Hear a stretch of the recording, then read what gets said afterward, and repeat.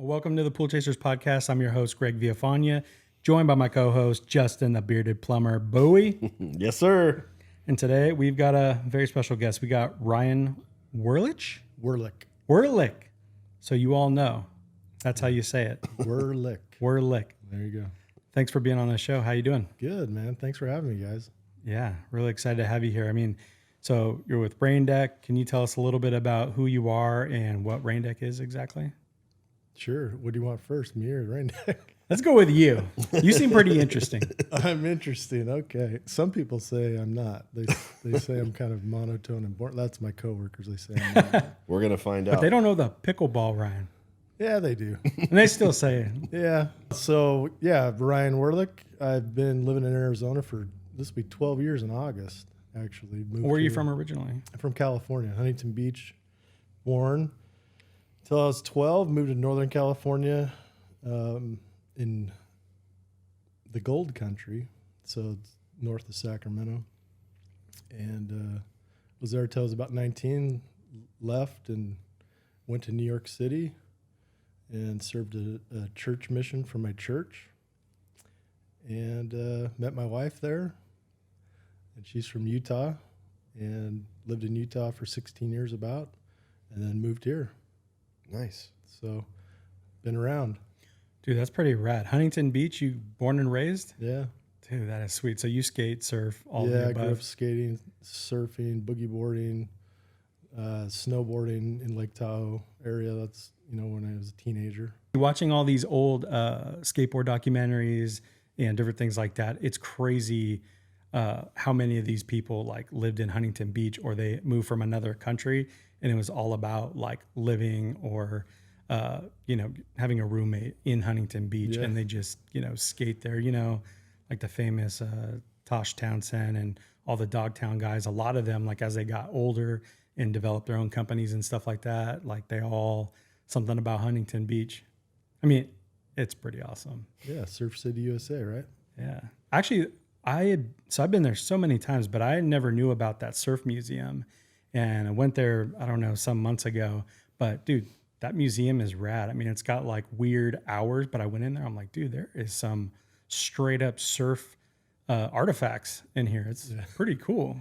I haven't been back to Huntington Beach for a while. I spent a lot of time in Oceanside. We vacationed there as a family. But love the beach. There's nothing like it. Yeah. I don't like to live there. It's a little crazy. But Oceanside? well, just anywhere in California. California's crazy. Yeah. I like Leucadia. If I could be anywhere and just kind of like stay put, if we're talking like San Diego area, I love Leucadia. My Man. brother lives in Ocean Beach. He's been there for a long time. Oh, yeah? So that's in San Diego area. Hell yeah. Very I like cool. Ocean Beach. Yeah. Some of my favorite spots are there, actually. So how did you get into Rain Deck? I mean, did you do anything in the pool business or the water feature business prior to that? How'd you get into it? So this goes back to when I was 19, served a church mission in New York City. And while I was there, I met two guys that were missionaries as well. And those are now two of my business partners. So, it's crazy how, you do certain things in life and it comes full circle. And this is one of them, serving a church mission and meeting young men doing the same things and then going on with your life and then reconnecting later and starting a business. So it's pretty awesome. How did you pick the Rain Deck? Was there some interest in it, or how did that end up your spot? So I was living in southern Utah, St. George, Utah, and I was doing real estate appraising. This was back before the crash of 2008.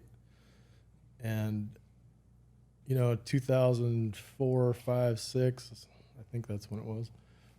While I was doing that, one of my business partners was doing his thing here in Arizona, doing typically more residential splash pads. And I said, well, this is a great area too. I mean, it's hot in St. George, Utah. I said, let me dabble in that too. I found a guy that did plumbing and said, hey man, I'll sell them and you plumb them. And he's like, yeah, cool. So I talked to my business partner and he's like, yeah, we'll ship you all the product and go ahead and sell it. So I was doing that on the side, is doing real estate appraising, real estate transactions, and making some good money. And then the crash happened. I had to get out of there and get a corporate job, which I traveled for 3 years and missed a lot of my kids' lives, which sucked.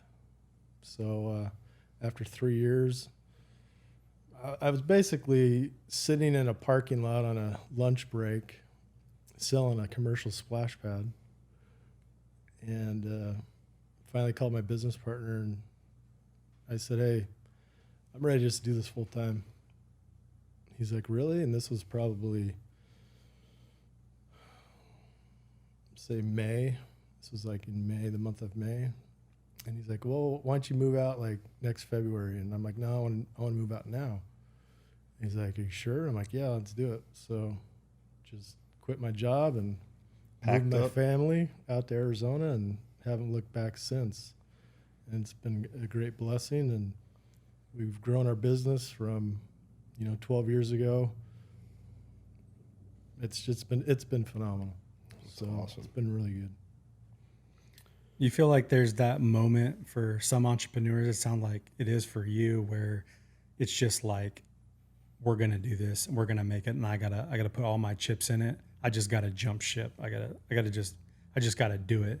And it's like being in that mindset, you're going to figure it out no matter what. Yeah, it's you got to swim, right? You sink or swim. But there's calculated risks. I'm not the type of guy that just takes blind risks and just says, just push it all in. There's calculated risks, and this was definitely one of them. And it's been amazing. It's turned out very, very well for my family and myself, and for the business. Yeah. So can you just share with the listeners what Rain Deck is exactly? Maybe even the products that you have. Maybe some of this other stuff will make a little more sense. Sure. So let me back up. So before Rain Deck was even a company, two of my business partners were doing backyard splash pad installations, and they both worked for pool companies at the time.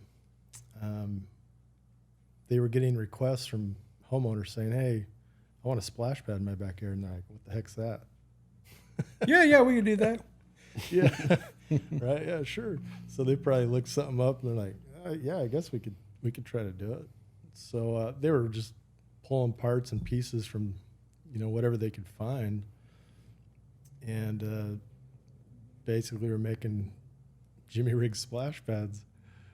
And at one point, I think one of the business partners said, hey, I think we could actually do these like as a business.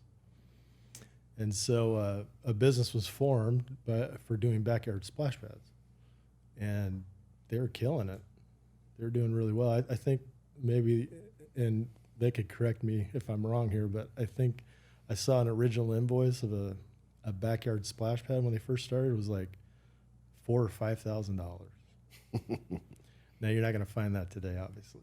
Right. You can't even get the equipment you need, for that much money for a backyard splash pads setup. When you say they, is this like some buddies that started a company before? These are my current. So there's 4 business partners in Rain Deck. Okay. And 2 of them are the 2 guys I'm talking about that started this backyard splash pad company. So from that start, they said, well, we can't really find the right pieces. Like, we're piecing all this stuff together. We've called companies, that do splash pads. It's all commercial stuff, and it's way too expensive. It prices people out of the market for a backyard splash pad. So one of those business partners said, hey, I'm going to start a manufacturing company, and we're going to make the nozzles, and we're going to make the control systems, and we're going to make the manifolds, and we're going to make the parts and pieces so then we can install them and do it at a good profit margin and have good quality. So from that, Rain Deck was formed. So from basically trying to figure out backyard splash pads, Rain Deck was formed. I'd love to see some of those like very first, like before the company was even formed. Like, do you think they're still around today? Some of those like OG ones? Oh yeah. People will call us and be like, I got a splash pad. I think it was installed like 20 years ago. We're like, oh, geez, we definitely don't have the parts for that. Can you send us a picture? They'll send us a picture. I'm like, oh, my goodness. Yeah. I don't know if it's one of the questions, but what is one of the things that was like, how am I trying to say this? Like, what didn't you all understand? Like, is it more complicated than you thought in building a splash pad? Because to be honest, I didn't really think there was that much to it, and I also didn't understand it. But after talking with Justin and seeing him build his, when it was just, all the plumbing in your backyard, I'm like, dude, there is a lot of shit going on back here. Like this is heavy duty. I mean, I don't know. I think I throw that back at Justin. Like you plumb a lot of pools. I mean, plumbing a splash pad, is it harder or is it not? Yeah, I mean, in terms of like the amount of pipe that goes into it for what you see at surface level, it's a lot. I would think a lot of people would be shocked to see what's underground, for sure. But it's different, complex. I don't think it's any harder to plumb than a pool, but it's definitely different. Yeah, it's just crazy though. But I mean, what was the thing that you had to really figure out? Was it just the parts that you needed? Or, I mean, I'm sure you have to think about like the actual, like the math behind it too, right? Yeah. I mean, obviously there's some math behind it in terms of flow rates and, what size pump you're going to need for that flow rate and all that. But backing up a little bit. So when Rain Deck was formed as a company, these nozzles that we currently have, they're all machined with CNC machines, and it's a plastic material. It's called Delrin. That was trademarked by DuPont. It's a high ballistic plastic, but we can machine aluminum, brass, stainless steel, just more money. And it's usually when architects spec that in, we can offer that. But our plastic nozzles are kind of our bread and butter. Well, those way back in the day, these were being not machined. These were being drilled out with a hand drill, literally a drill press to put a hole in a ball to make water shoot out of it. I mean, that's how we've evolved from a hand drill press to do different spray patterns to now CNC machining. And, that we were one of the business persons shipping stuff out of his house, out of his garage. This started in a garage. Rain Deck started in a garage. Amazon started in a garage. Most entrepreneurs start in their garage. Apple, yeah. Yeah, you're right. Steve Wozniak and Steve Jobs. Yeah. So shipping was happening from UPS out of a garage in Queen Creek, Arizona.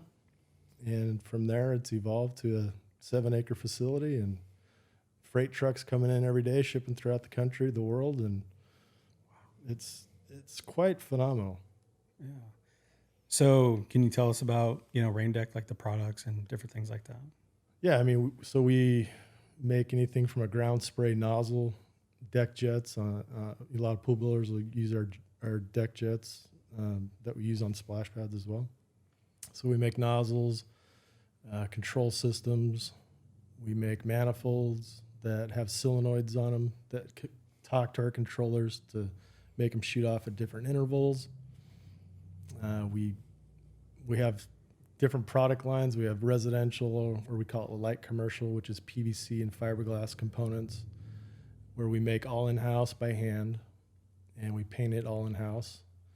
And then we also have our commercial line, which is all stainless steel fabricated, welding and grinding and sanding and powder coat.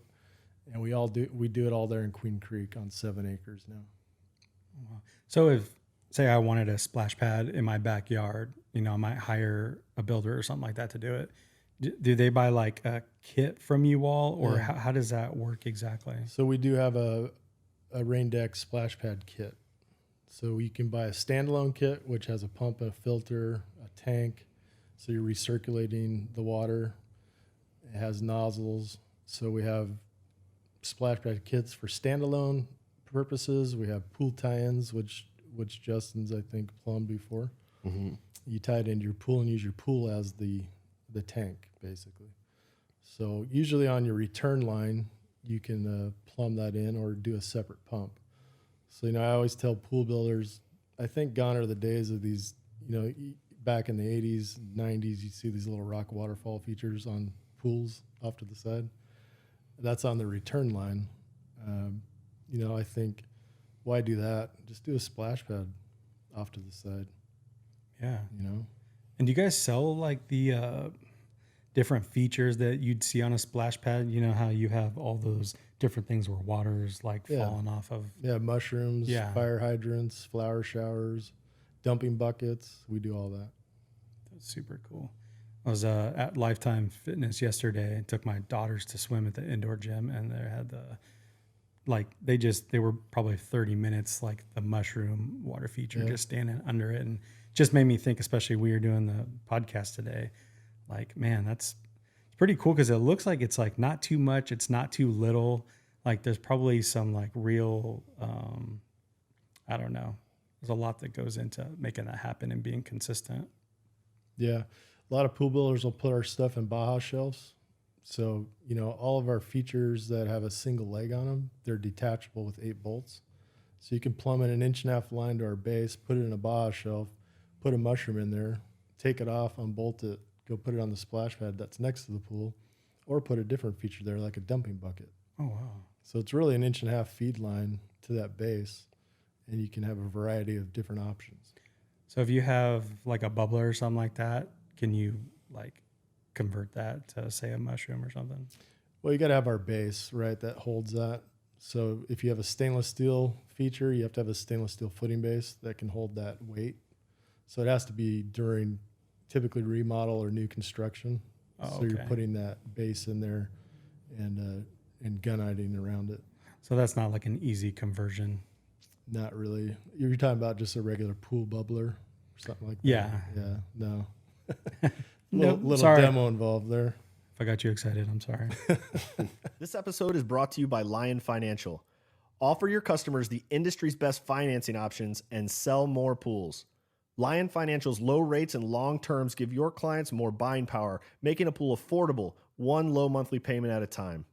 They offer unsecured loans with rates as low as 4.99% on approved credit, terms up to 30 years, options for credit scores 625 and up, and no 6% consulting fees like other finance sources charge your customers.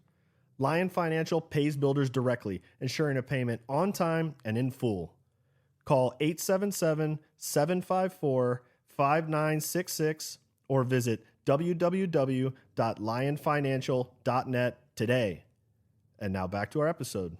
So can you walk us through the splash pad setup? I mean, how it's built and all the steps that are involved in actually getting that in a backyard, or I'm sure for commercial uses as well. How do you go about that? Well, there's a great video on our website if you want to check it out. No, Thanks. You can go there right now and watch it. We do have about a 12-minute video on our website for a backyard splash pad setup, what's involved. But, you're going to have some dirt work. You got to get it down to get your plumbing in, get your base, compaction, rebar. You're putting some effort behind it. You're not just putting some plumbing to it and just pouring concrete. So you want to reinforce it with some mesh or some rebar.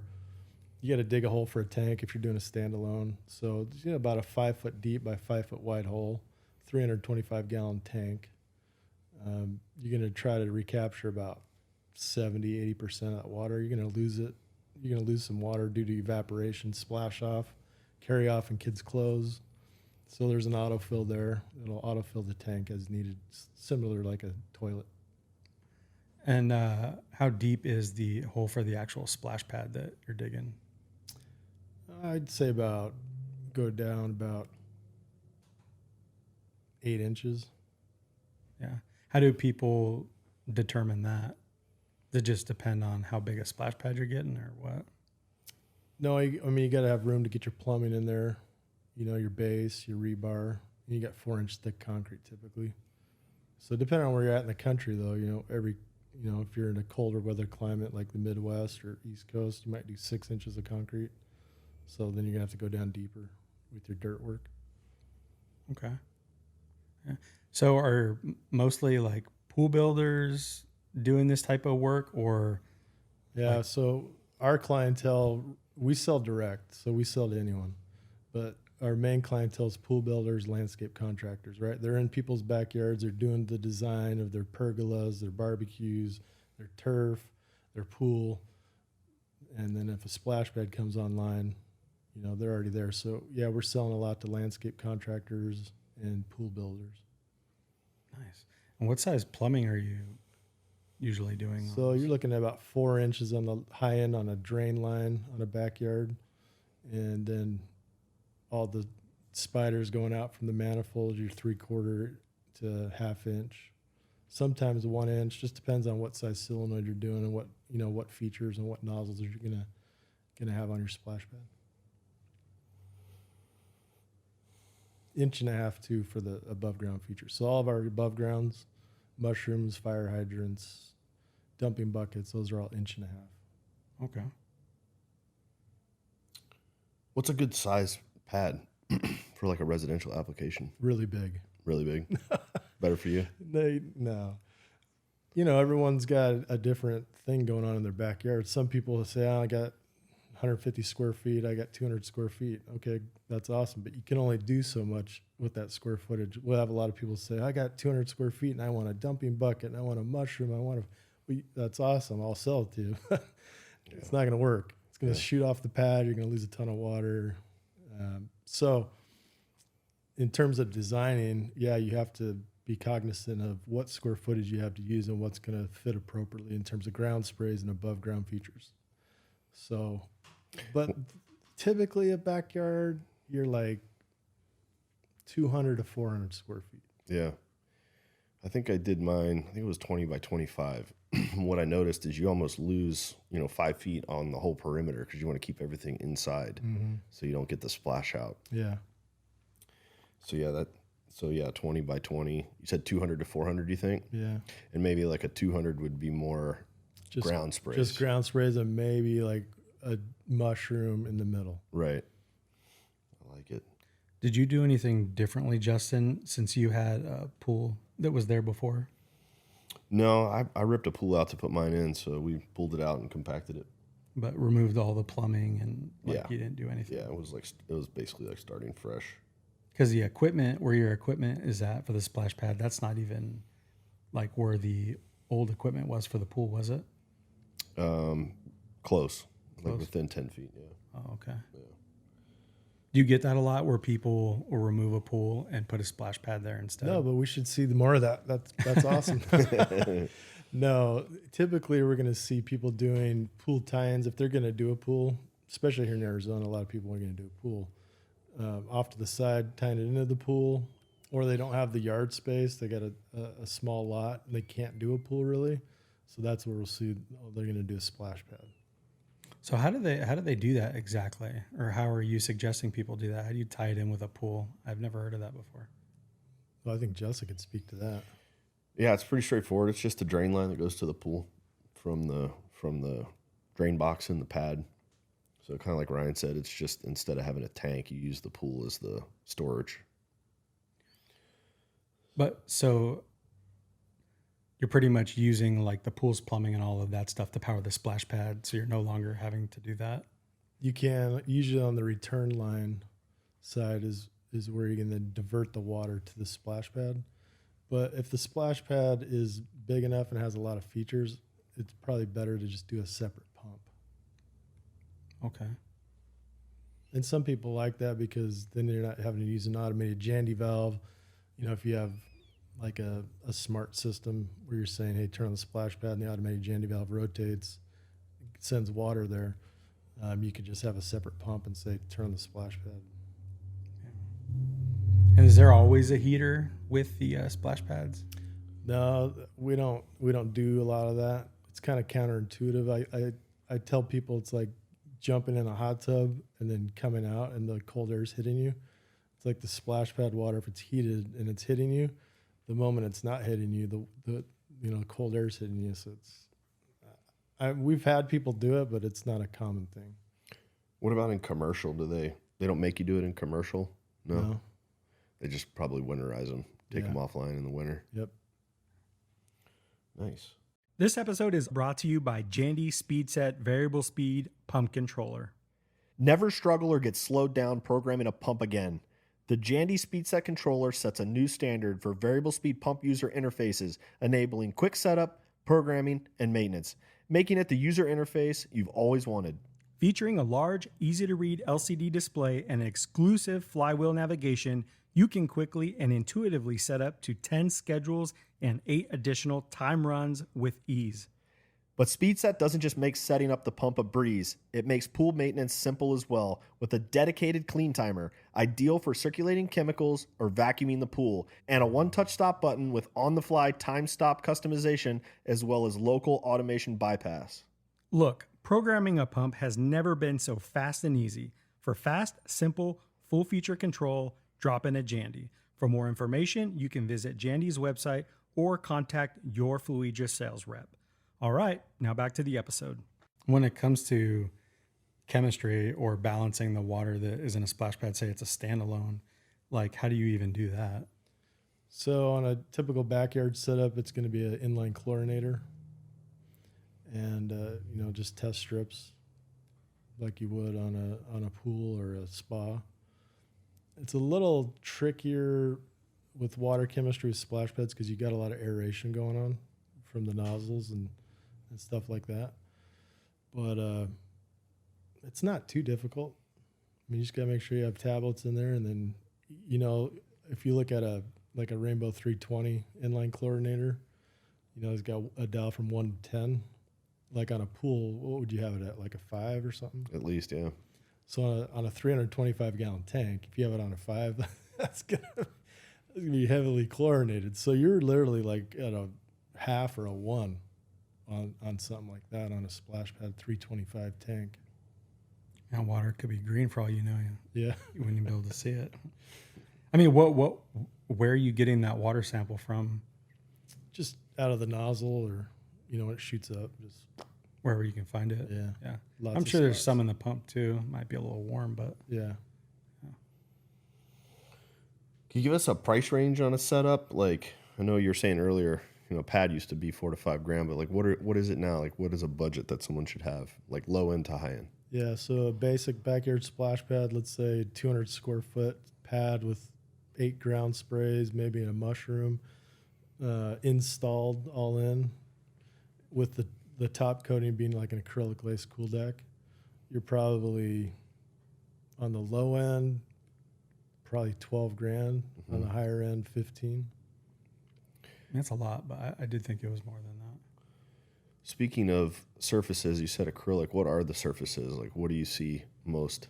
What are the options? So in residential, you're going to see acrylic lace cool deck with a seal coat. Mm-hmm. You can see rubber surfacing. We do sell rubber granules that you trowel on. It's a pour-in-place application. So rubber and acrylic are kind of the two.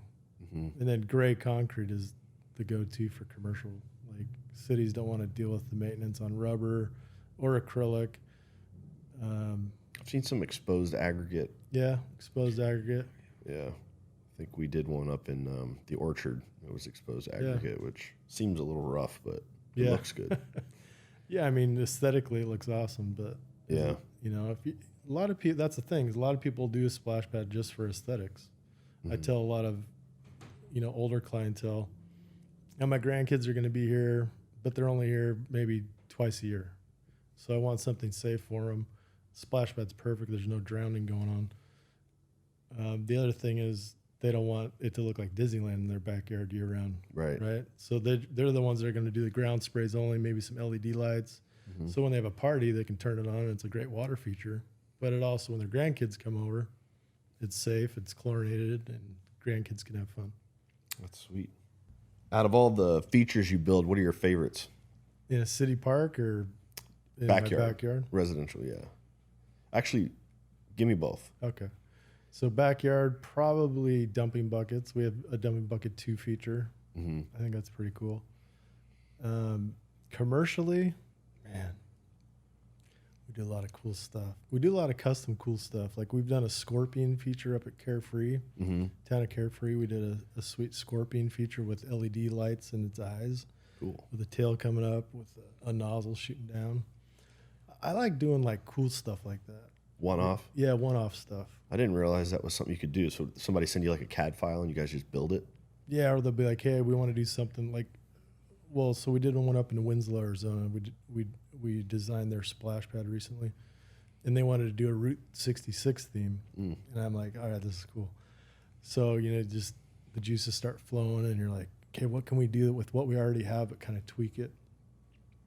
So we did like a cool like arrow, right? Like get your kicks here, like get your kicks, and then we had a scupper coming off of that of water. Nice. Yeah, so stuff like that. That's the kind of stuff I love.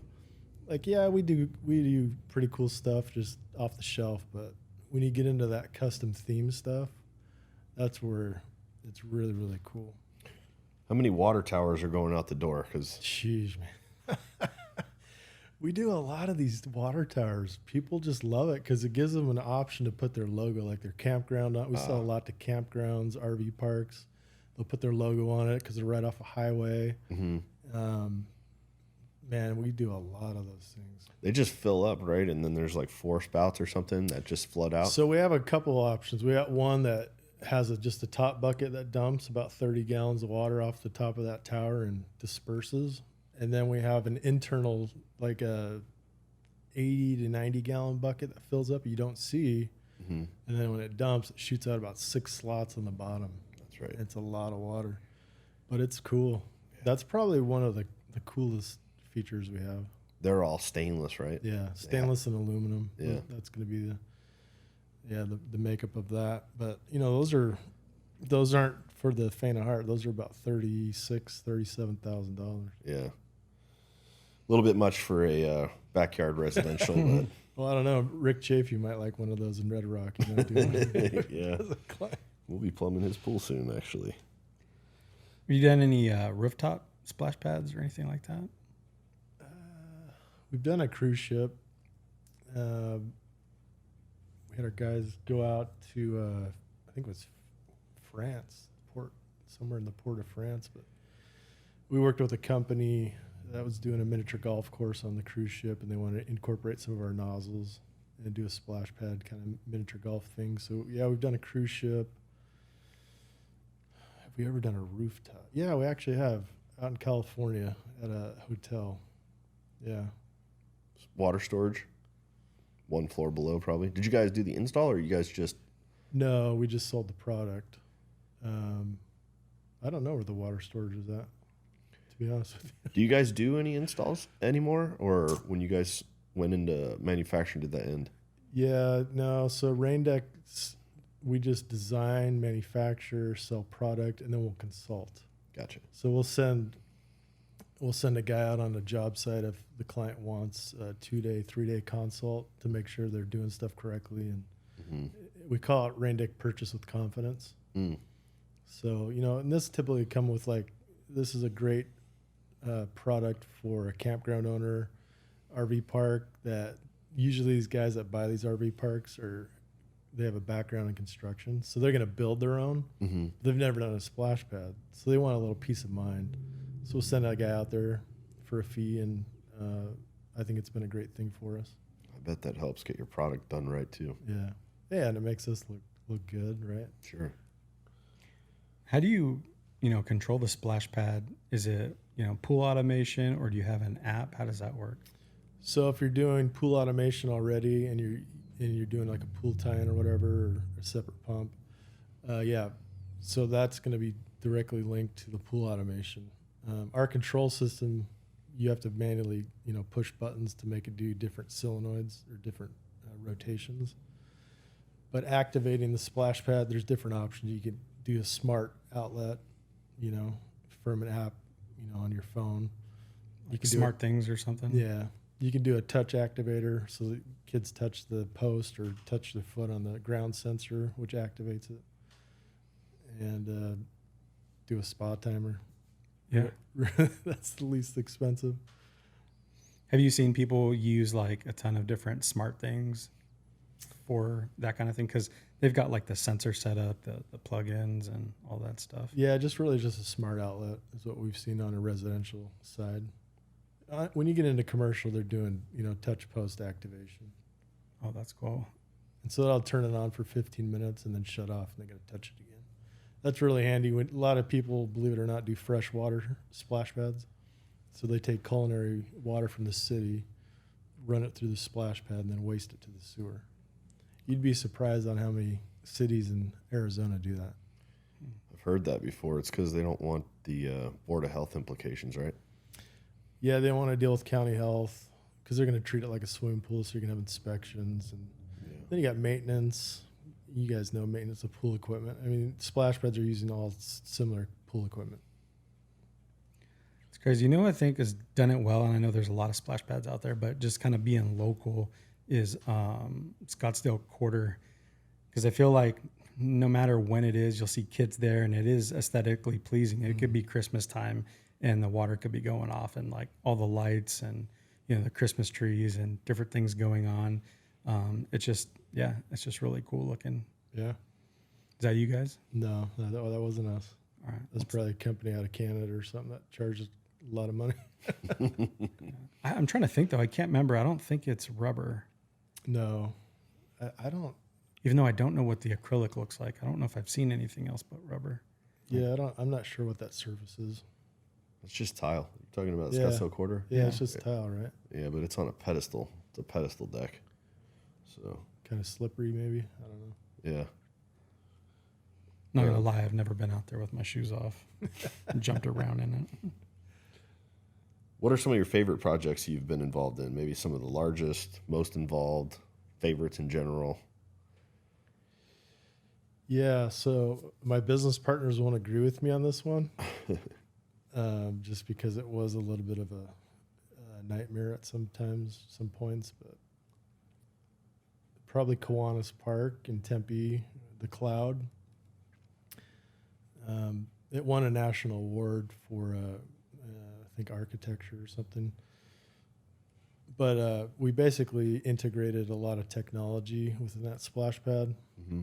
So basically, you could play music, and the jets would shoot off to certain beats, and the lighting would go off to certain beats. So it was basically a rainforest theme.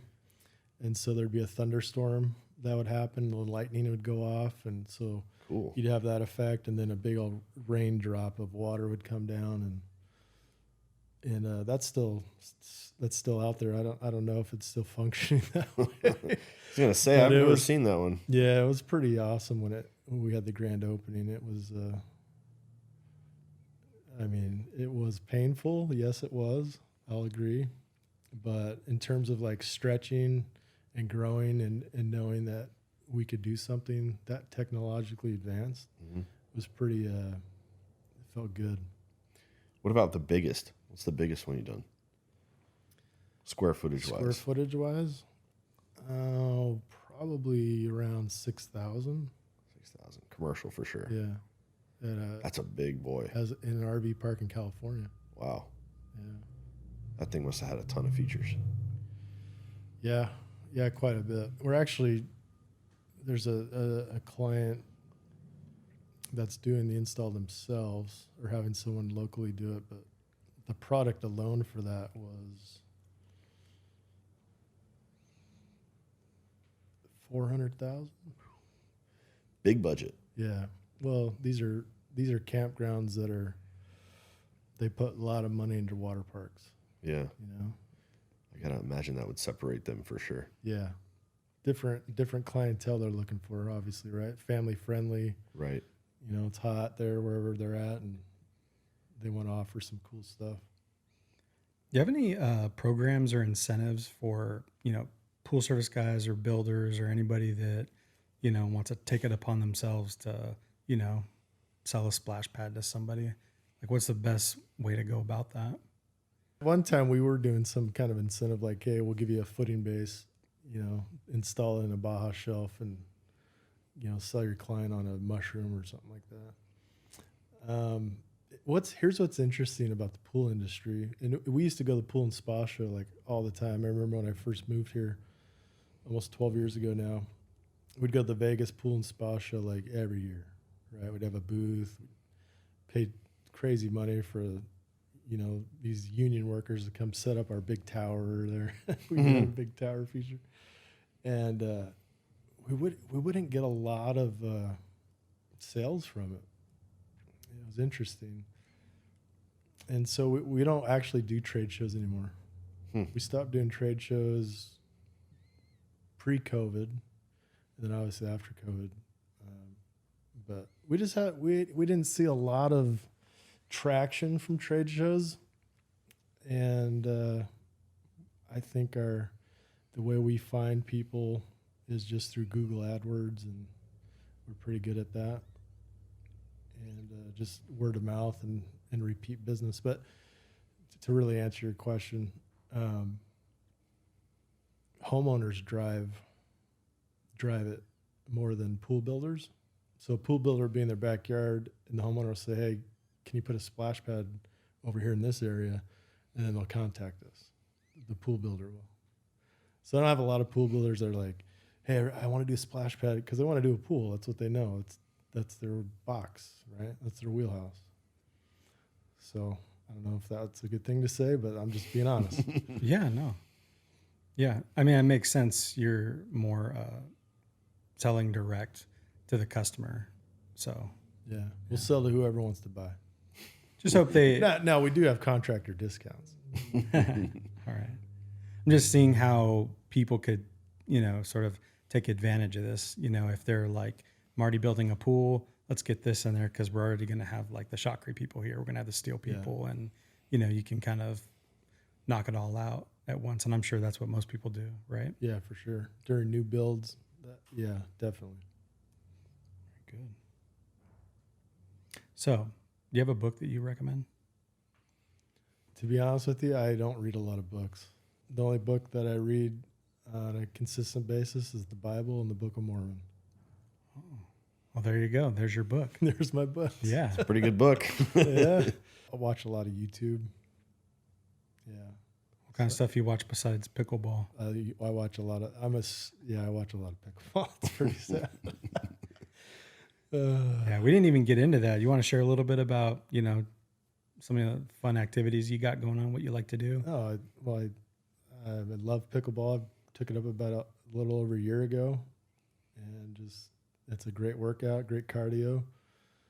You said you lost 30 pounds, right? Yeah, I've lost 30 pounds in the last couple of months. Not just from pickleball, but, you know, changing diet and just being smart. You know, I got 4 kids ranging from 21 to 6 years old. So I'm 48. I gotta be around for a while. I gotta keep up with them. Yeah. So why do they call it pickleball? it started back in 1965 in Washington State. I don't know the exact reason why that name came about. I know there's a reason, but I can't remember off the top of my head. But it's like hitting a wiffle ball. So That's really what it is, huh? It's like the ball's different. It's almost like a giant ping pong paddle. yeah, exactly. Nice. It's rectangle though, isn't it? Isn't it like a long rectangle, like cricket, or no? No, It's round. yeah. Shows you what I know about pickleball. Let's get you guys out and play. That'd be cool. Super down. So if people want to reach out, learn more about Rain Deck, where can they find you? Raindeck.com. Yeah. And that's where you can see that nice 12-minute video. Yeah. That's one of the things on our website. No, we have some video content on there just for troubleshooting and some technical stuff with control systems and lights and drains and stuff like that. Awesome. Well, thank you so much, Ryan. Appreciate you being on the show. This was a fun talk about something I know nothing about. Well, thanks. Appreciate you having me. You guys are awesome, and look forward to doing some more stuff with you. Maybe come out to our facility and check it out and see what we actually do there. Yes and yes. Okay. Let's do it. Take care. Thanks, Ryan.